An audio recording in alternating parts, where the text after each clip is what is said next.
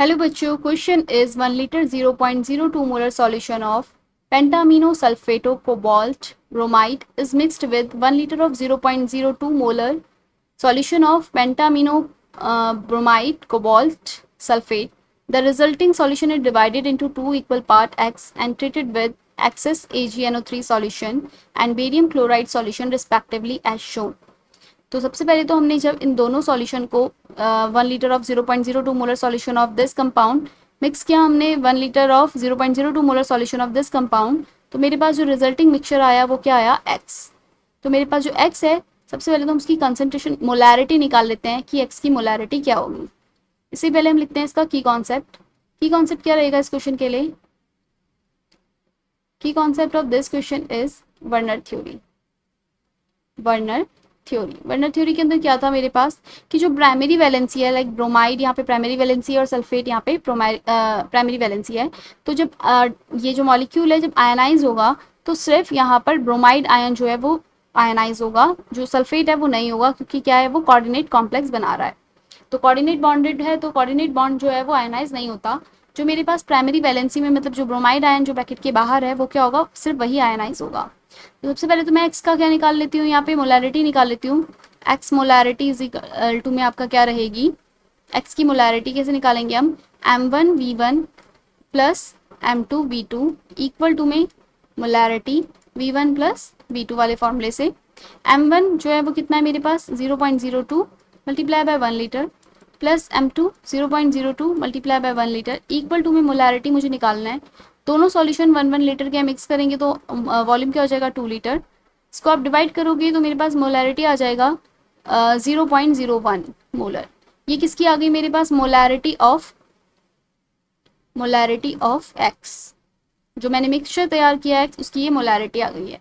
तो मेरे पास जो मिक्सचर है उसके अंदर क्या है मेरे पास, cobalt, pentaammine bromide sulphate and पेंटामिनो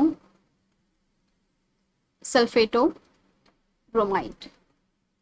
तो ये जो मेरे पास मिक्सचर है, इस पूरे मिक्सचर की जो मोलैरिटी है वो कितनी है 0.01, यानी कि मेरे पास 0.01 मोल किसके, इसके भी प्रेजेंट है 0.01 मोल 1 लीटर के सॉल्यूशन में, और 0.01 मोल प्रेजेंट है इसके भी 1 लीटर के सॉल्यूशन में। जब मैं इसकी रिएक्शन करवाती हूँ किसके साथ, इस एक्स, ये क्या है मेरा एक्स मिक्सचर है, इस एक्स मिक्सचर की रिएक्शन हम करवाते हैं किसके साथ, AgNO3 के साथ, सिल्वर नाइट्रेट के साथ। सिल्वर नाइट्रेट क्या है मेरा एक्सेस में। सिल्वर नाइट्रेट के साथ रिएक्शन करने पे क्या होगा, AgNO3 के साथ जो ब्रोमाइड आयन है वो क्या होता है, प्रेसिपिटेट हो जाता है। तो मेरे पास जो Y बनेगा वो क्या बनेगा मेरा AgBr। जो यहाँ पे मेरे पास क्वेश्चन में उसने मुझे क्या बोला है, AgNO3 के साथ एक्सेस में रिएक्शन करने के बाद Y बनता है। तो जो Y बनेगा वो क्या बनेगा मेरा AgBr, दिस इज Y। तो मेरे पास इसके 0.01 मोल है, और जब ये आयनाइज होगा तो ब्रोमाइड आयन ही मेरे पास यहाँ से क्या निकलेगा 0.01 मोल ही निकलेगा। तो वो 0.01 मोल AgNO3 के साथ रिएक्शन करके AgBr जो बनाएगा वो क्या बनाएगा 0.01 मोल, क्योंकि मेरे पास स्टेशियोमेट्री जो रहता है वो कितने का रहेगा इसमें 1:1 का। तो जो लिमिटिंग रिएजेंट है वो क्या है मेरे पास, ये वाला आयन 0.01 मोल, क्योंकि AgNO3 तो एक्सेस में है। तो ये डिसाइड करेगा कि ब्रोमाइड आयन की जो कंसंट्रेशन है यहाँ पे वो डिसाइड करेगी कि AgBr कितना बनेगा। तो ये अगर 0.01 मोल है तो AgBr भी कितना बनेगा 0.01 मोल। इसी तरीके से जो मेरे पास एक्स मिक्सचर है, यही वाला मिक्सचर, इसको रिएक्शन करवाऊंगी मैं किसके साथ, बेरियम क्लोराइड के साथ। जब ये बेरियम क्लोराइड के साथ रिएक्शन करेगा तो मेरे पास जो Z बनेगा वो क्या बनेगा, बेरियम सल्फेट। क्योंकि यहाँ पे जो है सल्फेट, जो एक्स मिक्सचर है इसके अंदर मेरे पास यहाँ पर क्या है, ये प्राइमरी वैलेंसी के अंदर सल्फेट आयन है जो कि आयनाइज होगा। तो एक्स मिक्सचर में से सल्फेट आयन जो है आयनाइज होगा और क्या बनाएगा, barium sulphate which is precipitate, जो क्या हो जाएगा प्रेसिपिटेट हो जाएगा। इसके मोल 0.01 मोल है। तो सल्फेट आयन और इसका रेशो भी क्या है मेरे पास Z का, और ये जो X के अंदर सल्फेट आयन है उसका कितना रेशो है 1:1 है। तो अगर ये 0.01 मोल है तो जो यहाँ पे बेरियम सल्फेट बनेगा वो भी कितना बनेगा मेरा 0.01 मोल।